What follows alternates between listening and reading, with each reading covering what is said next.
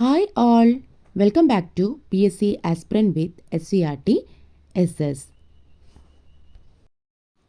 പുതിയ സിലബസ് പ്രകാരമുള്ള 10ാം ക്ലാസ്സിലെ ഹിസ്റ്ററി യൂണിറ്റ് 4 സമ്പത്തും ലോകവും. കഴിഞ്ഞ വർഷത്തെ 10ാം ക്ലാസ്സിലെ ഒന്നാമത്തെയും രണ്ടാമത്തെയും പാഠഭാഗത്തെ കണ്ടന്റുകൾ ഉൾപ്പെടുത്തിക്കൊണ്ട് വിശദമായിട്ടുള്ള ഒരു അവലോകനം തന്നെയാണ് നമുക്ക് ഈ പാഠഭാഗത്തും കാണാൻ സാധിക്കുന്നത്. നോക്കൂ, ലോകം തുറക്കുകയും അതിൻ്റെ നിധി ശേഖരങ്ങളും അതിശയങ്ങളും പ്രദർശിപ്പിക്കുകയും ചെയ്ത അക്കാലം എത്ര അത്ഭുതകരമായിരുന്നിരിക്കണം. സമുദ്രങ്ങളും പുത്തൻ ഭൂഖണ്ഡങ്ങളും അളവറ്റ സമ്പത്തുമെല്ലാം തുറക്കൂ സിസേം എന്ന ഒറ്റ മാന്ത്രിക വചനത്തിനായി കാത്തിരുന്ന പോലെ ഒന്നൊന്നായി കണ്ടുപിടിക്കപ്പെട്ടു. അന്തരീക്ഷം പോലും ഈ സാഹസികതയുടെ മാന്ത്രികതയാൽ നിറഞ്ഞിരിക്കണം. 15ാം നൂറ്റാണ്ടിലെ സാഹസികമായ ഭൂമിശാസ്ത്ര പര്യവേക്ഷണങ്ങളെക്കുറിച്ച് Jawaharlal Nehru glimpses of world history എന്ന ഗ്രന്ഥത്തിൽ നടത്തുന്ന പരാമർശമാണ് മുകളിൽ നൽകിയിരിക്കുന്നത്. 15ാം നൂറ്റാണ്ടിൽ ആഫ്രിക്ക, ഏഷ്യ, അമേരിക്ക എന്നീ ഭൂപ്രദേശങ്ങളിൽ എത്തിച്ചേർന്ന യൂറോപ്യർ സവിശേഷമായ ഒട്ടേറെ കാഴ്ചകൾ കണ്ടു. പുതിയ സമുദ്രപാതകൾ തുറന്നിട്ട ഈ അത്ഭുത കാഴ്ചകളെക്കുറിച്ചാണ് 1001 രാവുകളിലെ ആലിബാബയും 40 കള്ളന്മാരും എന്ന കഥയെ സൂചിപ്പിച്ചുകൊണ്ട് നെഹ്റു ഇങ്ങനെ എഴുതിയത്. തുറക്കൂ സിസേം എന്ന രഹസ്യവാക്കിനാൽ തുറക്കുന്ന കാട്ടിലെ ഗുഹയിൽ കള്ളന്മാർ സൂക്ഷിച്ചിരുന്ന നിധിശേഖരം കണ്ട ആലിബാബയുടെ അത്ഭുതത്തോടെയാണ് ഇതര ഭൂഖണ്ഡങ്ങൾ കണ്ട യൂറോപ്യരുടെ ആശയത്തെ നെഹ്റു ഉപമിക്കുന്നത്. ലോകചരിത്രത്തിന്റെ പിൽക്കാല ഗതിവിഗതികളെ നിർണയിച്ച പ്രധാന ഘടകങ്ങളിൽ ഒന്നാണ് 15-16 നൂറ്റാണ്ടുകളിലെ യൂറോപ്യരുടെ ഭൂമിശാസ്ത്ര പര്യവേക്ഷണങ്ങളും പുതിയ ഭൂപ്രദേശങ്ങളുടെ കണ്ടെത്തലും. ഇവയുടെ ചരിത്രം നമുക്ക് പരിശോധിക്കാം. ഇവിടെ ഈ ആമുഖമായി കൊടുത്തിരിക്കുന്നത് നമ്മുടെ പ്രഥമ പ്രധാനമന്ത്രിയായിരുന്ന ശ്രീ ജവഹർലാൽ നെഹ്റു അദ്ദേഹത്തിൻ്റെ പുസ്തകമായ ഗ്ലിംസസ് ഓഫ് വേൾഡ് ഹിസ്റ്ററി എന്ന ഗ്രന്ഥത്തിൽ നൽകിയിരിക്കുന്ന പരാമർശമാണ്. അദ്ദേഹം ഇങ്ങനെ വിശേഷിപ്പിക്കുന്നത് ഏത് സംഭവത്തെക്കുറിച്ചാണ്? ഭൂമിശാസ്ത്ര പര്യവേക്ഷണങ്ങളെക്കുറിച്ചും ഭൂഖണ്ഡങ്ങളുടെ കണ്ടെത്തലുകളെക്കുറിച്ചുമാണ് അദ്ദേഹം ഇവിടെ പരാമർശിച്ചിരിക്കുന്നത്. ലോക ചരിത്രത്തിലെ ഏറ്റവും പ്രധാന ഘടകങ്ങളിൽ ഒന്നാണ് ഈ ഭൂമിശാസ്ത്ര പര്യവേക്ഷണങ്ങൾ. പിന്നീടുള്ള ചരിത്രത്തെ നിർണയിച്ചത് ഇവയാണ്. ഈ അത്ഭുതത്തെ ഏതിനോടാണ് അദ്ദേഹം ഉപമിച്ചത്? ആലിബാബയും 40 കള്ളന്മാരും എന്ന കഥയിൽ ആലിബാബ നിധി കണ്ടുകൊണ്ടുള്ള അത്ഭുതത്തോടാണ് ഇതിനെ അദ്ദേഹം ഉപമിച്ചിരിക്കുന്നത്. നോക്കാം, ഭൂമിശാസ്ത്ര പര്യവേക്ഷണങ്ങൾക്ക് കാരണമായിത്തീർന്നത് 15ാം നൂറ്റാണ്ടിലെ 2 പ്രധാനപ്പെട്ട സംഭവങ്ങളാണ്. ഒന്ന്, തുർക്കികൾ കോൺസ്റ്റാന്റിനോപ്പിൾ പിടിച്ചടക്കിയത്. വർഷം നോട്ട് ചെയ്ത് വയ്ക്കുക, 1453. പോർച്ചുഗീസ് നാവികർ ആഫ്രിക്കയിലെ ഗിനിയ തീരം വരെ എത്തിച്ചേർന്നത്. ഗിനിയ തീരം ഇവിടെ കൊടുത്തിട്ടുണ്ട്. ആഫ്രിക്കയുടെ പടിഞ്ഞാറൻ ഭാഗമാണ്. ഇവിടെ പോർച്ചുഗീസുകാർ എത്തിപ്പെടുന്ന വർഷം 1455-56 കാലഘട്ടങ്ങളിലാണ്. ഏകദേശം ഒരേ സമയത്ത് തന്നെയാണ് ഈ 2 സംഭവങ്ങളും സാധ്യമാകുന്നത്. ഈ സംഭവങ്ങൾ ലോകത്താകമാനം ദൂരവ്യാപകമായ പ്രതിഫലനങ്ങൾ ഉണ്ടാക്കി. തുർക്കികൾ കോൺസ്റ്റാന്റിനോപ്പിൾ പിടിച്ചെടുത്തതോടെ ഏഷ്യയിൽ നിന്നുള്ള കുരുമുളക് ഉൾപ്പെടെയുള്ള ഉൽപ്പന്നങ്ങൾ യൂറോപ്പിലേക്ക് എത്തിയിരുന്ന കരമാർഗം അടയ്ക്കപ്പെട്ടു. ഇതിനെ തുടർന്ന് യൂറോപ്യർ ഇവ ലഭ്യമാകുന്ന നാട്ടിലേക്കുള്ള ഭൂമിശാസ്ത്ര പര്യവേക്ഷണ യാത്രകൾക്കും തുടർന്ന് പുതിയ ഭൂപ്രദേശങ്ങളുടെ കണ്ടുപിടുത്തങ്ങൾക്കും തുടക്കം കുറിച്ചു. അതായത് ഭൂപടത്തിൽ ഇവിടെ കാണുന്ന കോൺസ്റ്റാന്റിനോപ്പിളില് കരഭാഗത്തുകൂടിയുള്ള വ്യാപാര ബന്ധം തുർക്കികൾ എന്ത് ചെയ്യാണ്? അവിടെ അവസാനിപ്പിക്കുകയാണ് ചെയ്യുന്നത്. അതായത് യൂറോപ്യർ ഇവ ലഭ്യമാകുന്ന നാട്ടിലേക്കുള്ള ഭൂമിശാസ്ത്ര പര്യവേക്ഷണ യാത്രകൾക്കും തുടർന്ന് പുതിയ പ്രദേശങ്ങളുടെ കണ്ടുപിടുത്തങ്ങൾക്കും തുടക്കം കുറിച്ചു. പോർച്ചുഗീസ് നാവികർ ആഫ്രിക്കയുടെ പടിഞ്ഞാറേ തീരത്തുള്ള ഗിനിയയിൽ എത്തിച്ചേർന്നത് മറ്റൊരു നാഴികക്കല്ലായിരുന്നു. തുടർന്ന് നടന്ന സമുദ്രയാത്രകളും ഭൂമിശാസ്ത്ര പര്യവേക്ഷണങ്ങളും ലോകചരിത്രത്തെ മാറ്റിയെഴുതി. ഈ യാത്രാ പരമ്പരകളോടെ ലോകത്താകമാനം യൂറോപ്യൻ ആധിപത്യത്തിന് തുടക്കം കുറിച്ചു. ക്രമേണ യൂറോപ്യൻ സംസ്കാരം മറ്റു പ്രദേശങ്ങളിലേക്ക് വ്യാപിച്ചു. എന്തിനു വേണ്ടിയിട്ടാണ് യൂറോപ്യൻ ജനത കുരുമുളകിനെ ഇത്രയും അത്യാവശ്യ സാധനമായി അവർ തേടിക്കൊണ്ടിരുന്നത്? നോക്കൂ, ശൈത്യകാലത്ത് ഭക്ഷണ സാധനങ്ങൾ കേടുകൂടാതെ സൂക്ഷിക്കുവാനും ഔഷധ ആവശ്യങ്ങൾക്കുമായാണ് കുരുമുളക് ഉൾപ്പെടെയുള്ള സുഗന്ധവ്യഞ്ജനങ്ങൾ യൂറോപ്യർ ഉപയോഗിച്ചിരുന്നത്. ഇവ കോൺസ്റ്റാന്റിനോപ്പിൾ വഴിയാണ് അവർക്ക് ലഭിച്ചിരുന്നത്. ഈ പാത അടയ്ക്കപ്പെട്ടതോടെ കടൽ മാർഗത്തിലൂടെയെങ്കിലും ഏഷ്യയിലേക്ക് പുതിയൊരു വാണിജ്യപാത കണ്ടെത്താൻ യൂറോപ്യർ നിർബന്ധിതരായി. ഇവിടെ ഒരു ചോദ്യം കൊടുത്തിട്ടുണ്ട്. നൽകിയിരിക്കുന്ന ഭൂപടം അഥവാ 4.1 നിരീക്ഷിച്ച ഭൂപടത്തിൽ രേഖപ്പെടുത്തിയിരിക്കുന്ന രാജ്യങ്ങൾ ഏതൊക്കെയാണെന്ന് കണ്ടെത്തൂ. ഈ രാജ്യങ്ങൾ സ്ഥിതി ചെയ്യുന്നത് ഏത് സമുദ്ര തീരത്താണെന്ന് തിരിച്ചറിയുക. ഏതൊക്കെ രാജ്യങ്ങളാണ്? England, Netherlands, France, Portugal, Spain. Constantinople ആഫ്രിക്കയിലെ 2 മുനമ്പുകൾ തന്നിട്ടുണ്ട്. ഏതാണ്? ബൊജാദർ മുനമ്പും ഗിനിയ തീരവും. ഓക്കെ, ഏത് സമുദ്ര തീരത്താണ് ഈ രാജ്യങ്ങൾ നിലനിൽക്കുന്നത്? അറ്റ്ലാന്റിക് സമുദ്ര തീരത്താണ്. ഇവിടെ ഒരു കടൽ കൊടുത്തിട്ടുണ്ട്, മെഡിറ്ററേനിയൻ കടൽ. എന്താണ് സമുദ്രവും കടലും തമ്മിലുള്ള വ്യത്യാസം? അതായത് സമുദ്രത്തിന്റെ കരയോട് ചേർന്നിട്ടുള്ള ഭാഗത്തെയാണ് നമ്മൾ എന്തു പറയുന്നത്? കടൽ എന്ന് പറയുന്നത്. ലോകത്തെ മാറ്റിമറിച്ച ഭൂമിശാസ്ത്ര പര്യവേക്ഷണങ്ങൾക്ക് തുടക്കം കുറിച്ചത് പോർച്ചുഗലും സ്പെയിനുമാണ്. ആദ്യമായിട്ട് ഭൂമിശാസ്ത്ര പര്യവേക്ഷണങ്ങൾക്ക് തുടക്കം കുറിച്ചത് ആരൊക്കെയാണ്? പോർച്ചുഗലും സ്പെയിനുമാണ്. പിന്നീട് നെതർലാൻഡ്സ്, ഇംഗ്ലണ്ട്, ഫ്രാൻസ് എന്നീ രാജ്യങ്ങൾ ഈ രംഗത്തേക്ക് കടന്നു വരികയും പുതിയ പ്രദേശങ്ങളുടെ കണ്ടെത്തലിനും അധിനിവേശത്തിലും പങ്കാളികളാവുകയും ചെയ്തു. ഇപ്പോൾ 15-ാം നൂറ്റാണ്ട് മുതൽ നോക്കുക, ഇവിടെ നൂറ്റാണ്ട് കണ്ടെത്തുന്ന സമയത്ത് ഒരു വർഷം ഒന്ന് ശ്രദ്ധിക്കുക. എന്താണ് ഈ വർഷത്തിന്റെ പ്രത്യേകത? കോൺസ്റ്റാന്റിനോപ്പിൾ തുർക്കികൾ പിടിച്ചെടുത്ത വർഷം അല്ലെ. അതുമുതൽ ഇങ്ങോട്ടാണ് നമ്മൾ ആധുനിക ലോകം എന്ന് പറയുന്നത്. 15-ാം നൂറ്റാണ്ട്. എങ്ങനെയാണ് 15-ാം നൂറ്റാണ്ട് എന്ന് നമ്മൾ പറയുന്നത്? ഇങ്ങനെയുള്ള വർഷം എടുക്കുക, അതിനോടുകൂടി +1.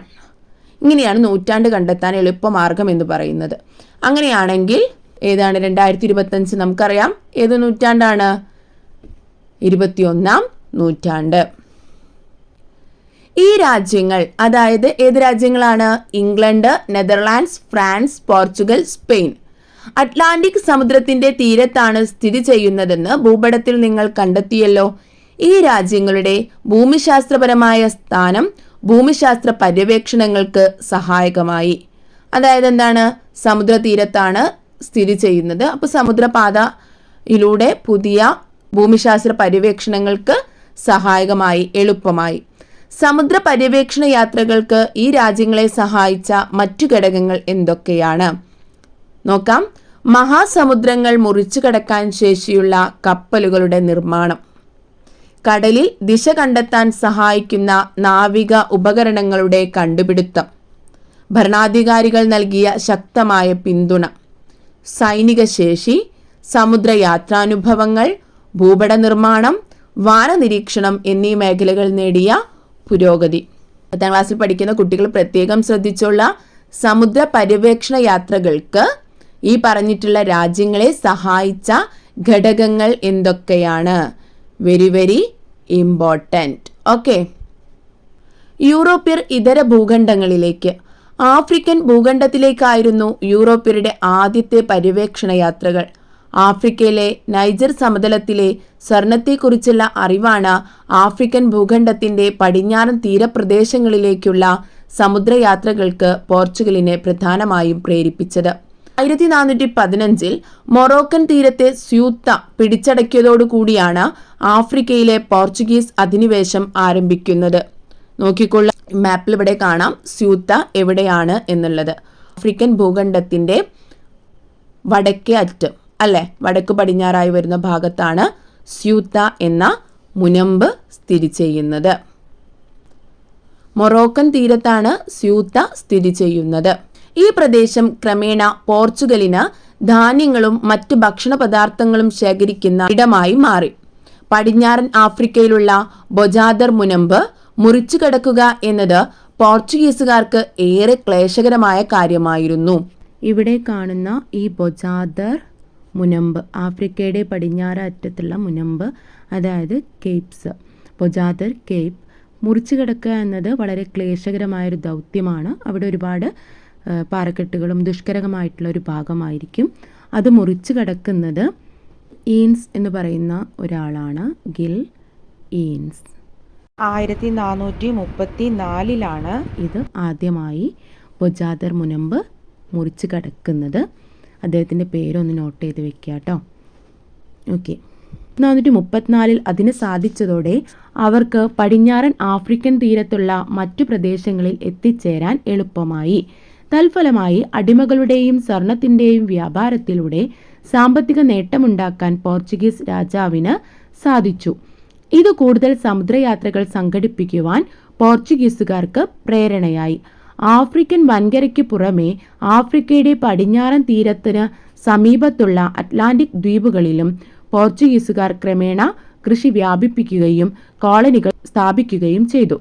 ചുരുക്കത്തിൽ ആഫ്രിക്കൻ തീരത്തെ പര്യവേക്ഷണങ്ങളും അറ്റ്ലാന്റിക് ദ്വീപുകളിലെ കോളനിവൽക്കരണവും ഏഷ്യയിലേക്കുള്ള സമുദ്രപാത കണ്ടെത്താനുള്ള പോർച്ചുഗീസുകാരുടെ യാത്ര പരമ്പരകൾക്ക് പശ്ചാത്തലമൊരുക്കി. അതായത് ഓരോ സ്ഥലങ്ങളായി കണ്ടെത്തുകയും പര്യവേക്ഷണം നടത്തുകയും അവിടെ യൂറോപ്യൻ ജനത ആധിപത്യം സ്ഥാപിക്കുകയും ചെയ്യുന്നതാണ് നമ്മളീ കണ്ടുകൊണ്ടിരിക്കുന്നത്.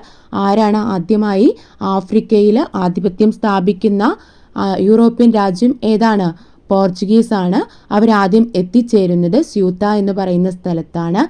അത് കഴിഞ്ഞ് പൊജാദർ മുനമ്പ് കടന്നുകൊണ്ട് ആഫ്രിക്കയിലെ പടിഞ്ഞാറൻ രാജ്യങ്ങളിലേക്ക് എത്തിച്ചേരുന്നു. ഇമ്പോർട്ടൻ്റ് ആണ്. ഗിൽ ഈൻസ് എന്ന് പറയുന്ന വ്യക്തിയാണ് ആദ്യമായി ഈ മുനമ്പ് മുറിച്ചു കടക്കുന്നത്. വർഷം 1434. അതിനുശേഷം യൂറോപ്യൻ ജനത ഈ ഭാഗങ്ങളിലൊക്കെ തന്നെയും കൃഷി വ്യാപിപ്പിക്കുകയും സാമ്പത്തിക നേട്ടമുണ്ടാക്കാൻ വേണ്ടിയിട്ട് തുടങ്ങുകയും ചെയ്തു. അതുപോലെ തന്നെ അറ്റ്ലാന്റിക് ദ്വീപുകളിൽ കോളനിവൽക്കരണവും ആധിപത്യം നേടിയെടുക്കുന്നതിനും പോർച്ചുഗീസുകാർക്ക് സാധിച്ചു. എന്താണ് കോളനിവൽക്കരണം? ഒരു രാജ്യം തങ്ങളുടേതല്ലാത്ത പ്രദേശത്ത് ആധിപത്യം സ്ഥാപിക്കുന്ന പ്രക്രിയയാണ് കോളനിവൽക്കരണം. ഇങ്ങനെ സ്ഥാപിക്കുന്ന കോളനികളിൽ സാമ്പത്തിക, രാഷ്ട്രീയ, സാംസ്കാരിക ആധിപത്യത്തിലൂടെ ചൂഷണം നടത്താൻ അധീശ രാജ്യങ്ങൾ ശ്രമിച്ചു. അപ്പോൾ ഇന്ത്യയിൽ കോളനിവൽക്കരണം നടത്തിയിട്ടുള്ള രാജ്യം ഏതാണ്? ഇംഗ്ലണ്ട് അഥവാ ബ്രിട്ടനാണ്. നമ്മുടെ ഇന്ത്യയാണ് അവരുടെ കോളനി എന്ന് പറയുന്നത്. അവരുടെ ലക്ഷ്യം നമ്മുടെ കംപ്ലീറ്റ് സാമ്പത്തികം, രാഷ്ട്രീയം, സാമൂഹികമായി ആധിപത്യം സ്ഥാപിക്കുക എന്നതാണ്. ഇതിനെയാണ് എന്ത് പറയുന്നത്? കോളനൈസേഷൻ അഥവാ കോളനിവൽക്കരണം എന്ന് പറയുന്നത്. അറ്റ്ലാന്റിക് ദ്വീപുകൾ. ആഫ്രിക്കൻ ഭൂഖണ്ഡത്തിന്റെ പടിഞ്ഞാറൻ തീരത്ത് അറ്റ്ലാന്റിക് സമുദ്രത്തിൽ സ്ഥിതി ചെയ്യുന്ന ദ്വീപുകളാണ് അറ്റ്ലാന്റിക് ദ്വീപുകൾ. മദൈര, അസോരസ്, കാനറി, കേപ്പ് വെർത്ത് എന്നിവയാണ് ഇവയിൽ പ്രധാന ദ്വീപുകൾ. സൈഡിൽ കൊടുത്തിട്ടുണ്ട്. അറ്റ്ലാന്റിക് സമുദ്രത്തിൽ ഉള്ള ദ്വീപുകളാണ് അറ്റ്ലാന്റിക് ദ്വീപുകൾ എന്ന് അറിയപ്പെടുന്നത്. കാർഷികോൽപാദന കേന്ദ്രമായും തുറമുഖ കേന്ദ്രമായും ഈ ദ്വീപുകളെ ഉപയോഗിക്കാൻ കഴിയുമായിരുന്നു. ഇവിടെ ആധിപത്യം സ്ഥാപിച്ച പോർച്ചുഗീസുകാർ ആഫ്രിക്കയിൽ ഇടപെടാനുള്ള പ്രധാന കേന്ദ്രമായും ഏഷ്യൻ സഞ്ചാരത്തിന് പോകുന്ന കപ്പലുകൾക്ക് വെള്ളവും ഭക്ഷണവും ലഭ്യമാക്കുന്ന ഇടത്താവളമായും ഈ ദ്വീപുകളെ ഉപയോഗപ്പെടുത്തി. പിന്നീട് കാനറി ദ്വീപുകൾ സ്പെയിനിന്റെ നിയന്ത്രണത്തിലായി. കാനറി പിന്നീട് ആര് പിടിച്ചടക്കുന്നു, ആധിപത്യം സ്ഥാപിക്കുന്നു? സ്പെയിൻ. ഓക്കെ. ഈ ദ്വീപുകളിലൊക്കെ തന്നെയും ആദ്യം ആധിപത്യം സ്ഥാപിക്കുന്നത് ആരാണ്? പോർച്ചുഗീസുകാർ. എന്തിനു വേണ്ടിയിട്ടാണ്? ആഫ്രിക്കൻ ഭൂഖണ്ഡത്തിന്റെ ആധിപത്യം സ്ഥാപിക്കുന്നതിന് വേണ്ടിയിട്ടും ആഫ്രിക്കയിൽ ഇടപെടാനുള്ള പ്രധാന കേന്ദ്രമായും ഏഷ്യൻ സഞ്ചാരത്തിന് പോകുന്ന കപ്പലുകൾക്കുള്ള സഹായം ലഭ്യമാക്കുന്ന ഇടത്താവളമായിട്ടാണ് ഇവരിവിടെ പ്രവർത്തിച്ചിരുന്നത്. പോർച്ചുഗീസ് നാവികനായ ബർത്തലോമിയ ഡയസ് 1488 ആഫ്രിക്കയുടെ തെക്കേ അറ്റത്തുള്ള കേപ്പ് ഓഫ് ഗുഡ് ഹോപ്പിൽ അഥവാ ശുഭപ്രതീക്ഷ മുനമ്പിൽ എത്തിച്ചേർന്നു. പ്രക്ഷുബ്ധമായ കടൽ മറികടന്ന് ഇന്ത്യയിലേക്ക് എത്തിച്ചേരാനാകാതെ അദ്ദേഹം തിരികെ പോയി. ഇതേ തുടർന്ന് പോർച്ചുഗീസുകാർ ഇന്ത്യൻ മഹാസമുദ്രത്തിലെ പ്രതികൂല സാഹചര്യങ്ങളെ ഭേദിച്ച് സഞ്ചരിക്കാൻ കഴിയുന്ന വിധത്തിലുള്ള കപ്പലുകൾ നിർമ്മിച്ചു. അപ്പോൾ ആദ്യമായി ഇന്ത്യയെ തേടി വന്ന ആളാരായിരുന്നു? Bartolomeu Diaz. പക്ഷെ അദ്ദേഹത്തിന് നമ്മുടെ ഇന്ത്യയിലേക്ക് എത്തിച്ചേരാൻ സാധിച്ചില്ല. കാരണം കേപ്പ് ഓഫ് ഗുഡ് ഹോപ്പിൽ വെച്ച് അദ്ദേഹത്തിന് തിരിച്ചു പോകേണ്ടതായി വന്നു. ആ ഒരു ഭാഗം ഇതിൽ നോക്കുക, ഇവിടെ വെച്ച് ആഫ്രിക്കയുടെ തെക്കേ ഭാഗത്തുള്ള കേപ്പ് ഓഫ് ഗുഡ് ഹോപ്പ് കടന്ന് ബർത്തലോമിയ ഡയസ്, ഈ ബ്രൗൺ നിറത്തിൽ കൊടുത്തിരിക്കുന്നതാണ് റൂട്ട് എന്ന് പറയുന്നത്. അദ്ദേഹം സമുദ്രപാതയിൽ നിന്ന് ഗുഡ് ഹോപ്പ് ആഫ്രിക്കയുടെ തെക്കേ ഭാഗത്തെത്തി. ഈ ഒരു മുനമ്പ് കടന്ന് മുന്നോട്ട് പോകാൻ അദ്ദേഹത്തിന് സാധിച്ചില്ല. അങ്ങനെ 1488 ഇന്ത്യയെ കണ്ടെത്താൻ വേണ്ടി യാത്ര തിരിച്ച ബർത്തലോമിയ ഡയസിന് തിരിച്ചു പോകേണ്ടതായി വന്നു. ഇതേ തുടർന്ന് പോർച്ചുഗീസുകാർ ഇന്ത്യൻ മഹാസമുദ്രത്തിലെ പ്രതികൂല സാഹചര്യങ്ങളെ ഭേദിച്ച് സഞ്ചരിക്കാൻ കഴിയുന്ന വിധത്തിലുള്ള കപ്പലുകൾ നിർമ്മിച്ചു. അതിനുശേഷം ഈ പാത തന്നെ പിന്തുടർന്ന് സമുദ്രയാത്ര ആരംഭിച്ച Vasco da Gama cape of good ഹോപ്പിലൂടെ ആഫ്രിക്കയുടെ കിഴക്കൻ തീരം ചുറ്റി 1498 ഇന്ത്യയിലെ കോഴിക്കോടുള്ള കാപ്പാട് തീരത്ത് എത്തിച്ചേർന്നു. ഇതോടെ ഏഷ്യൻ പ്രദേശങ്ങളിലെ യൂറോപ്യൻ ആധിപത്യത്തിന് തുടക്കമിട്ടു. നിങ്ങൾ നോക്കുക, വാസ്കോ ഡ ഗാമയുടെ ഇവിടെ പച്ച നിറത്തിൽ കാണിക്കുന്നതാണ് കിഴക്കൻ തീരം ചുറ്റിക്കൊണ്ട് അദ്ദേഹം എവിടേക്ക് എത്തിച്ചേർന്നു? കാപ്പാട് എത്തിച്ചേർന്നു. ഭൂമിശാസ്ത്ര പര്യവേക്ഷണങ്ങളിൽ പങ്കാളിയായ മറ്റൊരു രാജ്യം സ്പെയിൻ ആയിരുന്നു. പോർച്ചുഗീസുകാരെ പോലെ ദൈർഘ്യമേറിയ കടൽ തീരവും സമുദ്രയാത്രാ പാരമ്പര്യവും അവർക്കും ഉണ്ടായിരുന്നു. സ്പെയിനിലെ ഭരണാധികാരികളായ ഫെർഡിനൻഡിനെയും ഇസബെല്ലയുടെയും സഹായവും പര്യവേക്ഷകർക്ക് ലഭിച്ചിരുന്നു. സ്പെയിനിന്റെ സാമ്പത്തിക സഹായത്തോടെ 1492 ഇറ്റാലിയൻ നാവികനായ ക്രിസ്റ്റഫർ കൊളംബസ് വടക്കേ അമേരിക്കയുടെ തെക്ക് കിഴക്ക് ഭാഗത്തായി സ്ഥിതി ചെയ്യുന്ന ബഹാമസ് ദ്വീപിൽ എത്തിച്ചേർന്നു. നിങ്ങൾ ഈ ഒരു ഭൂപടം നോക്കിക്കഴിഞ്ഞാൽ ഓരോരുത്തരും എത്തിച്ചേരുന്ന സ്ഥലങ്ങളും അവരുടെ റൂട്ടുകളും ക്ലിയർ ആയിട്ട് തന്നെ ഇവിടെയുണ്ട്. അത് നല്ല രീതിയിൽ നിങ്ങൾ എന്ത് ചെയ്യുക, നോക്കുക. ഇവിടെ നമ്മൾ പറയാൻ പോകുന്ന Amerigo Vespucci, Bartolomeu Dias, Pedro Alvares Cabral, Christopher Columbus, Ferdinand Magellan, John Cabot, Vasco da Gama. ഇവിടെ നമ്മൾ ക്രിസ്റ്റഫർ കൊളംബസിനെയാണ് പറയുന്നത്. ക്രിസ്റ്റഫർ കൊളംബസ് ആണ് വടക്കേ അമേരിക്ക ഭൂഖണ്ഡം കണ്ടെത്തുന്നത്. ഇവിടെ നിന്നാണ് യാത്ര തിരിക്കുന്നത്? സ്പെയിനിൽ നിന്ന്. ഈ റോസ് നിറം സ്പെയിനിൽ നിന്ന് അദ്ദേഹം എത്തിച്ചേരുന്ന ഭാഗമാണ് വടക്കേ അമേരിക്ക. ബഹാമാസ് ദ്വീപിലാണ് എത്തിച്ചേരുന്നത്. അന്നുവരെ യൂറോപ്പിൽ അറിയപ്പെടാതിരുന്ന ഒരു ഭൂഖണ്ഡത്തിന്റെ കണ്ടെത്തലിലേക്ക് ഇത് നയിച്ചു. ഇതോടെ ഈ പ്രദേശവും യൂറോപ്യൻ അധിനിവേശത്തിനും ചൂഷണത്തിനും വിധേയമായി തീർന്നു. പുതിയ ലോകം എന്ന് വിശേഷിപ്പിക്കപ്പെട്ട ഈ ഭൂപ്രദേശം പിന്നീട് അമേരിക്ക എന്ന് അറിയപ്പെട്ടു. Prince Henry. പോർച്ചുഗീസ് രാജകുമാരനും പര്യവേക്ഷകനുമായ ഹെൻറി സമുദ്രയാത്രകളെ പ്രോത്സാഹിപ്പിച്ചു. 1419 പോർച്ചുഗലിലെ സാഗ്രസിൽ ആദ്യത്തെ നാവിഗേഷൻ സ്കൂൾ അദ്ദേഹം സ്ഥാപിച്ചു. സമുദ്രയാത്രകൾ, ഭൂപട നിർമ്മാണം എന്നീ മേഖലകളിൽ നാവികർക്ക് പരിശീലനം നൽകുക എന്നതായിരുന്നു സ്കൂളിന്റെ ലക്ഷ്യം. അറ്റ്ലാന്റിക് ദ്വീപുകളുടെ കണ്ടെത്തലുകൾക്കും ആഫ്രിക്കയുടെ പടിഞ്ഞാറൻ തീരത്തെ പര്യവേക്ഷണങ്ങൾക്കും അദ്ദേഹം നേതൃത്വം നൽകി. അമേരിക്ക എന്ന പേര് വന്നത് എങ്ങനെ? ബർത്തലോമിയ ഡയസിനു ശേഷം ഏഷ്യയിലേക്കുള്ള സമുദ്രപാത കണ്ടുപിടിക്കാൻ ശ്രമിച്ചത് ക്രിസ്റ്റഫർ കൊളംബസ് ആയിരുന്നു. 1492 അദ്ദേഹം വടക്കേ അമേരിക്കയുടെ സമീപത്തുള്ള ബഹമാസ് ദ്വീപുകളിൽ എത്തിച്ചേർന്നു. താൻ കണ്ടെത്തിയ പ്രദേശം ഇന്ത്യയാണെന്ന് അദ്ദേഹം കരുതി. പിന്നീട് മറ്റൊരു ഇറ്റാലിയൻ സഞ്ചാരിയായ അമേരിഗോ വെസ്പൂച്ചിയാണ് ഇതൊരു പുതിയ ഭൂഖണ്ഡമാണെന്ന് തിരിച്ചറിഞ്ഞത്. അദ്ദേഹം ഈ പ്രദേശത്തെ പുതിയ ലോകമെന്ന് വിളിച്ചു. 1507 ജർമ്മൻ ഭൂപട നിർമ്മാതാവായ മാർട്ടിൻ വാട്സി മുള്ളർ അമേരിഗോ വെസ്പൂച്ചിയുടെ പേരുമായി ബന്ധപ്പെടുത്തി ഈ പ്രദേശങ്ങൾക്ക് അമേരിക്ക എന്ന പേര് നൽകി. 1507 മാർട്ടിൻ വാട്സി മുള്ളർ വരച്ച ലോക ഭൂപടം ചിത്രം ഇവിടെ നൽകിയിട്ടുണ്ട്. അതൊന്ന് ശ്രദ്ധിക്കുക. ഭാഗവും ശ്രദ്ധിക്കേണ്ടതുണ്ട്. ഓരോരുത്തരും എത്തിച്ചേർന്ന സ്ഥലം, അവരുടെ പര്യവേക്ഷണങ്ങൾ, വർഷം എന്നിവ ഇമ്പോർട്ടൻ്റ് ആയിട്ട് നോട്ട് ചെയ്ത് തന്നെ പഠിച്ചോളുക. ഓക്കെ. ഇക്കാലത്തെ മറ്റു പ്രധാന ഭൂമിശാസ്ത്ര പര്യവേക്ഷണങ്ങൾ ഏതൊക്കെയാണ്? വ്യക്തികൾ: പെഡ്രോ അൽവാരസ് കബ്രാൾ ബ്രസീൽ കണ്ടെത്തുന്നു. ഫെർഡിനാൻഡ് മഗല്ലൻ ആദ്യമായി സമുദ്രത്തിലൂടെ ഭൂമിയെ ചുറ്റി സഞ്ചരിച്ചു. ജോൺ കബോട്ട് ന്യൂ ഫൗണ്ട്ലാൻഡ് കണ്ടെത്തി. ഭൂമിശാസ്ത്ര പര്യവേക്ഷണങ്ങൾ സുപ്രധാനമായ നിരവധി അനന്തരഫലങ്ങൾ സൃഷ്ടിച്ചു. അവ എന്തൊക്കെയാണ്?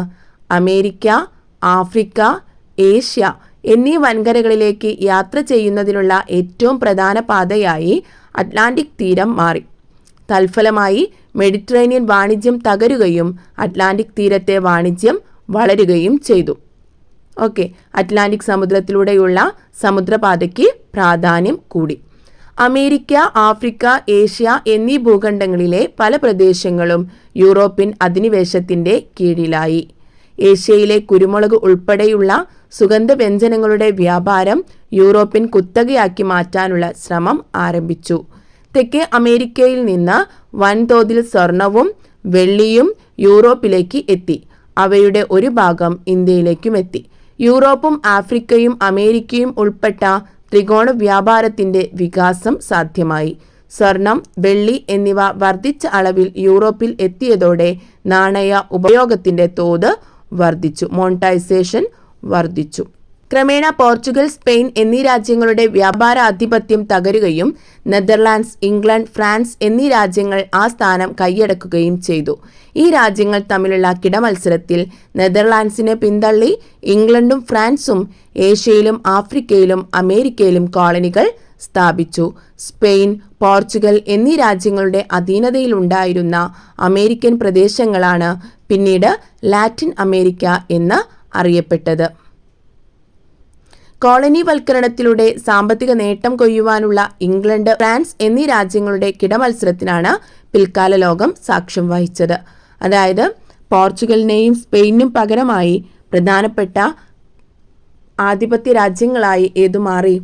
ഇംഗ്ലണ്ടും ഫ്രാൻസും മാറി എന്നുള്ളത് മനസ്സിലാക്കുക. എന്താണ് ത്രികോണ വ്യാപാരം? അറ്റ്ലാന്റിക് ത്രികോണ വ്യാപാരത്തിൽ യൂറോപ്പിൽ നിന്നുള്ള ഉൽപ്പന്നങ്ങൾ ആഫ്രിക്കയിലേക്ക് എത്തിച്ച് വിറ്റഴിച്ചു.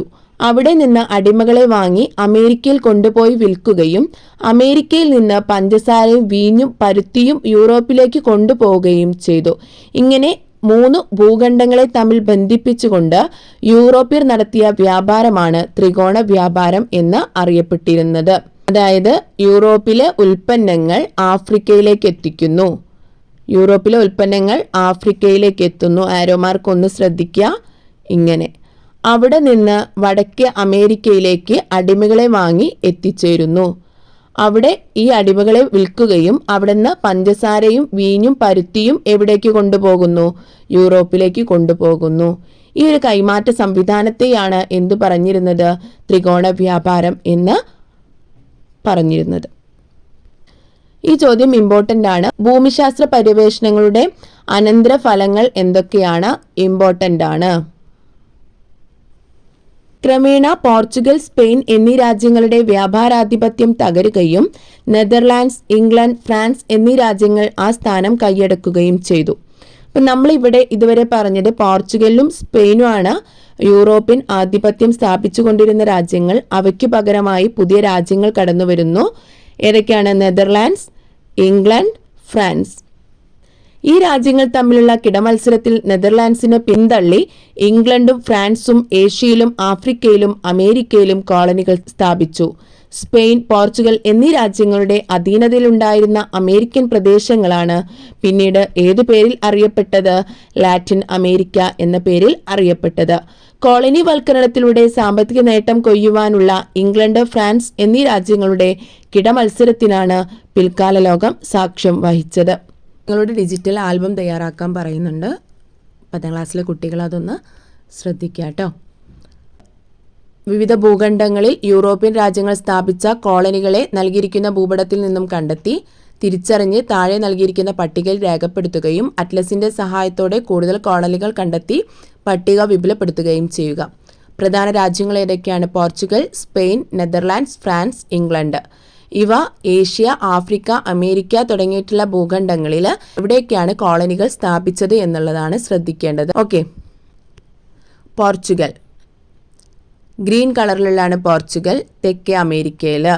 എവിടെയാണ്? അമേരിക്കയിലെ കോളനിയാണ് തെക്കേ അമേരിക്ക, ആഫ്രിക്ക. അടുത്തത് സ്പെയിൻ, വടക്കേ അമേരിക്ക, തെക്കേ അമേരിക്ക. അതുപോലെ തന്നെ ഏഷ്യയിൽ. നെതർലാൻഡ്സിന് തെക്കേ അമേരിക്ക, ആഫ്രിക്ക, തെക്ക് കിഴക്കൻ ഏഷ്യ. ഫ്രാൻസിന് ആഫ്രിക്കയിൽ മാത്രമേ ഉള്ളൂ. ഇംഗ്ലണ്ട്, ഇന്ത്യ, പിന്നെയോ ഏഷ്യയിലാണ്. ഇന്ത്യ, ഏഷ്യ, ആഫ്രിക്ക, തെക്കേ അമേരിക്ക. Okay, clear. ഇനി എന്താണ് മെർക്കന്റലിസം?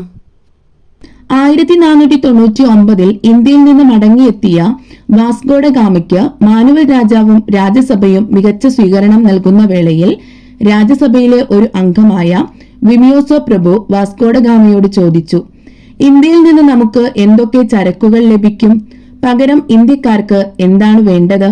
കുരുമുളക്, കറുവപ്പട്ട, ഇഞ്ചി, കുന്തിരിക്കം, കസ്തൂരി എന്നിവ ഇന്ത്യയിൽ നിന്ന് ലഭിക്കുമെന്നും സ്വർണം, വെള്ളി, വെൽവെറ്റ്, സ്കാർലറ്റ് തുണി എന്നിവയാണ് പകരം ഇന്ത്യക്കാർക്ക് വേണ്ടതെന്നും വാസ്കോഡ ഗാമ മറുപടി പറഞ്ഞു. തുടർന്ന് പ്രഭു ഇങ്ങനെ പ്രതികരിച്ചു, അങ്ങനെയെങ്കിൽ അവർ നമ്മളെയാണ് കണ്ടുപിടിച്ചതെന്ന് എനിക്ക് തോന്നുന്നു. ഇത് ഏത് ബുക്കിൽ നിന്നും എടുത്തിട്ടുള്ള ഭാഗമാണ്? സിആർ ബോക്സർ എഴുതിയ Portuguese conquest and commerce in southern Asia 50,000 to 1750. Okay, ഇവിടെ വാസ്കോഡ ഗാമ തിരിച്ച് പോർച്ചുഗീസിലെത്തിയ സമയത്ത് അദ്ദേഹത്തിന് സ്വീകരണം നൽകുന്നു അല്ലെ. ആരാണ് അപ്പോ അവിടെ രാജാവ്? മാനുവൽ രാജാവാണ്. ആ സഭയിൽ വെച്ച് അവിടുത്തെ ഒരു പ്രഭു, വിമിയോസോ പ്രഭു ചോദിച്ചു, ഇന്ത്യയിൽ നിന്ന് നമുക്ക് എന്ത് ലഭിക്കുന്നു? എന്തൊക്കെയാണ് ഇവര് യൂറോപ്പില് നമ്മുടെ ഇന്ത്യയിൽ നിന്നും കൊണ്ടുപോയ സാധനങ്ങൾ? കുരുമുളക്, കറുവപ്പട്ട, ഇഞ്ചി, കുന്തിരിക്കം, കസ്തൂരി. ഇതിൽ ഏറ്റവും പ്രധാനപ്പെട്ടത് കറുത്ത പൊന്ന് എന്നറിയപ്പെടുന്ന കുരുമുളക് തന്നെയാണ്. നമ്മൾ അത് പറഞ്ഞു കഴിഞ്ഞു. പകരം ഇന്ത്യക്കാർക്ക് എന്താണ് വേണ്ടത്? സ്വർണം, വെള്ളി, വെൽവെറ്റ്, സ്കാർലറ്റ് തുണി. വാസ്കോഡ ഗാമയും വിമിയോസോ പ്രഭുവും തമ്മിലുള്ള സംഭാഷണത്തില് എന്തുകൊണ്ടായിരിക്കും പ്രഭു ഇന്ത്യക്കാർ പോർച്ചുഗീസുകാരെ കണ്ടുപിടിച്ചു എന്ന് പറയുന്നത്? അവർ നമ്മളിലേക്ക് എത്തിച്ചേരുകയാണ് ചെയ്തത്. പക്ഷെ ഇവിടെ വിമിയോസോ പ്രഭു പറയുന്നത് എങ്ങനെയാണ്? ഇന്ത്യക്കാർ പോർച്ചുഗീസുകാരെയാണ് കണ്ടുപിടിച്ചത്. ഇങ്ങനെ പറയാനുണ്ടായ സാഹചര്യം എന്താണ്? അതായത് അക്കാലത്ത് യൂറോപ്യൻ രാജ്യങ്ങളുടെ സാമ്പത്തിക നയം സ്വർണവും വെള്ളിയും നേടുക എന്നതായിരുന്നു. സ്വർണവും വെള്ളിയും ഇന്ത്യക്കാർക്ക് നൽകേണ്ടി വരുമെന്ന് വാസ്കോഡ ഗാമയിൽ നിന്ന് അറിഞ്ഞപ്പോഴാണ് പ്രഭു ഇത്തരത്തിൽ പ്രതികരിച്ചത്. വ്യാപാരത്തിലൂടെ സ്വർണവും വെള്ളിയും നേടുക എന്നതിന് പ്രാധാന്യം നൽകുന്ന അക്കാലത്തെ സാമ്പത്തിക നയം മെർക്കന്റലിസം എന്ന് അറിയപ്പെടുന്നു. വ്യാപാരത്തിലൂടെ സ്വർണവും വെള്ളിയും നേടുക എന്നതിന് പ്രാധാന്യം നൽകുന്ന അക്കാലത്തെ സാമ്പത്തിക നയം ഏതു പേരിൽ അറിയപ്പെടുന്നു? മെർക്കന്റലിസം എന്ന് അറിയപ്പെടുന്നു. പ്രാധാന്യം എന്തിനാണ്? സ്വർണത്തിനും വെള്ളിക്കുമാണ്. ആർക്കാണ് ഇത് ആവശ്യമായി വരുന്നത്? ഇന്ത്യക്കാർക്കാണ്. അതുകൊണ്ടാണ് വിമിയോസോ പ്രഭു എങ്ങനെ പറഞ്ഞത്? ഇന്ത്യ പോർച്ചുഗീസിനെയാണ് കണ്ടുപിടിച്ചത് എന്ന് പറയുന്നത്. ഈ നയപ്രകാരം ഒരു രാജ്യത്തിന്റെ കൈവശമുള്ള സ്വർണത്തിന്റെയും വെള്ളിയുടെയും ശേഖരമാണ് ആ രാജ്യത്തിന്റെ സമ്പത്തിനെ നിർണയിക്കുന്നത്. നയം പിന്തുടർന്ന രാജ്യങ്ങൾ സ്വർണത്തിന്റെയും വെള്ളിയുടെയും രൂപത്തിൽ സമ്പത്ത് ശേഖരിക്കാൻ ഉത്സാഹിച്ചു. തങ്ങളുടെ രാജ്യത്തേക്കുള്ള ഇറക്കുമതി കുറയ്ക്കുകയും കയറ്റുമതി വർദ്ധിക്കുകയും ചെയ്തുകൊണ്ട് തങ്ങളുടെ കൈവശമുള്ള സമ്പത്ത് അഥവാ സ്വർണവും വെള്ളിയും നഷ്ടപ്പെടാതെ സൂക്ഷിക്കാനും മറ്റു രാജ്യങ്ങളിൽ നിന്ന് പരമാവധി സമ്പത്ത് ആർജിക്കാനും കഴിയുമെന്നതാണ് മെർക്കന്റലിസത്തിന്റെ സവിശേഷത. ഇവിടെ ശ്രദ്ധിക്കേണ്ടത് എന്താണ് മെർക്കന്റലിസം, എന്താണ് മെർക്കന്റലിസ്റ്റ് നയത്തിന്റെ സവിശേഷത? ഇറക്കുമതി കുറയ്ക്കുക, എന്നിട്ട് ഇവിടെയുള്ള സാധനങ്ങളെ കയറ്റുമതി ചെയ്തുകൊണ്ട് അവരുടെ കൈവശമുള്ള സ്വർണവും വെള്ളിയും നേടിയെടുത്ത് വ്യാപാര കുത്തക സ്ഥാപിക്കുക എന്നുള്ളതാണ് ഇവിടെയുള്ള സവിശേഷത എന്ന് പറയുന്നത്. ഇമ്പോർട്ടന്റ് ആണ്. Bullion coin. സമ്പത്ത് എന്ന നിലയ്ക്ക് ശേഖരിച്ച സ്വർണം, വെള്ളി എന്നീ വിലപിടിപ്പുള്ള ലോഹങ്ങൾ ബുള്ളിയൻ എന്ന് വിളിക്കപ്പെട്ടു.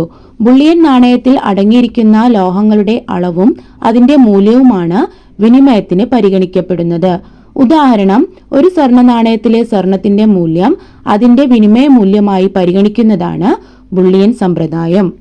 സ്വർണത്തിന്റെ മൂല്യം അതിന്റെ വിനിമയ മൂല്യമായി പരിഗണിക്കുന്നതിനെയാണ് ബുള്ളിയൻ സമ്പ്രദായം എന്ന് പറയുന്നത്. അത് ചിലപ്പോൾ വെള്ളിയാവാം, മറ്റു വിലപിടിപ്പുള്ള ലോഹങ്ങൾ ഏതുമാകാം. അതിന് മൂല്യം കണക്കാക്കുന്നതിനെ എന്തു പറയുന്നു? ബുള്ളിയൻ നാണയം എന്ന് പറയുന്നു. കൊളോണിയൽ നയങ്ങൾ. കോളനികളിൽ നിന്ന് പരമാവധി സമ്പത്ത് തങ്ങളുടെ രാജ്യങ്ങളിൽ എത്തിക്കുക എന്ന ലക്ഷ്യത്തോടെ അധീശ രാജ്യങ്ങൾ നടപ്പിലാക്കുന്ന നയങ്ങളെയും തന്ത്രങ്ങളെയുമാണ് കൊളോണിയൽ നയങ്ങൾ എന്ന് വിളിക്കുന്നത്. കോളനി രാജ്യങ്ങളിൽ നിന്നും മാക്സിമം സമ്പത്ത് എവിടേക്ക് എത്തിക്കുക? സ്വന്തം രാജ്യത്തിലേക്ക് എത്തിക്കുന്നതിനെ എന്തു പറയുന്നു? കൊളോണിയൽ നയങ്ങൾ എന്ന് പറയുന്നു. ഏഷ്യയിലെ സുഗന്ധദ്രവ്യങ്ങളുടെ വ്യാപാര കുത്തക അറബികളിൽ നിന്ന് പിടിച്ചെടുക്കുക എന്നതായിരുന്നു പോർച്ചുഗീസുകാരുടെ കൊളോണിയൽ നയത്തിന്റെ മുഖ്യ ലക്ഷ്യം. ഈ നയപ്രകാരം കോളനികളിലെ വ്യാപാരം പോർച്ചുഗീസ് രാജാവിന്റെ കുത്തകയായി മാറി.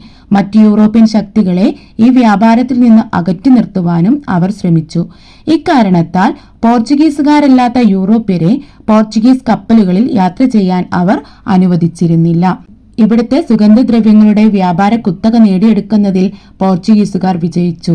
അതിനു മുമ്പ് ഇവിടെ ആരായിരുന്നു ഉണ്ടായിരുന്നത്? അറബികളാണ്. അവരിൽ നിന്ന് ഇത് നേടിയെടുക്കുകയും മറ്റുള്ളവരെ ഇവിടെ നിന്ന് മാറ്റി നിർത്തുന്നതിനും ആർക്ക് വിജയിക്കാനായി? പോർച്ചുഗീസുകാർക്ക് വിജയിക്കാനായി. സ്പെയിനും തങ്ങളുടെ കോളനികളെ രാജാവിന്റെ നേരിട്ടുള്ള ഭരണത്തിന് കീഴിലാക്കി. അമേരിക്കയിൽ നിന്നുള്ള സ്വർണവും വെള്ളിയും സ്പെയിനിലേക്ക് പരമാവധി എത്തിക്കാൻ അവർ ശ്രമിച്ചു. ഡച്ചുകാരും ഇംഗ്ലീഷുകാരും ജോയിന്റ് സ്റ്റോക്ക് കമ്പനികൾ വഴിയാണ് വ്യാപാരം നടത്തിയിരുന്നത്. എന്താണ് ജോയിന്റ് സ്റ്റോക്ക് കമ്പനി? മൂലധനത്തിന്റെ ഏകീകരണത്തിന് യൂണിയൻ ഓഫ് ക്യാപിറ്റൽ പ്രാധാന്യം നൽകി രൂപീകരിക്കുന്നവയാണ് ജോയിന്റ് സ്റ്റോക്ക് കമ്പനികൾ. ഇവ വിവിധ സ്രോതസ്സുകളിൽ നിന്നും മൂലധനം ഏകീകരിക്കുകയും നിക്ഷേപത്തിന് സൗകര്യം ഒരുക്കുകയും ചെയ്യുന്നു. ഓരോ നിക്ഷേപകർക്കും ഇതിൽ ഓഹരി ഉണ്ടായിരിക്കുന്നതാണ്. ഈ ജോയിന്റ് സ്റ്റോക്ക് കമ്പനിക്കാണ് ആര് പ്രാധാന്യം നൽകിയത്? ഡച്ചുകാരും ഇംഗ്ലീഷുകാരും. എന്നാൽ പോർച്ചുഗൽ, സ്പെയിൻ എന്നീ രാജ്യങ്ങളുടെ കോളനികളുമായുള്ള വ്യാപാരം രാജാക്കന്മാർ നേരിട്ടാണ് നടത്തിയിരുന്നത്.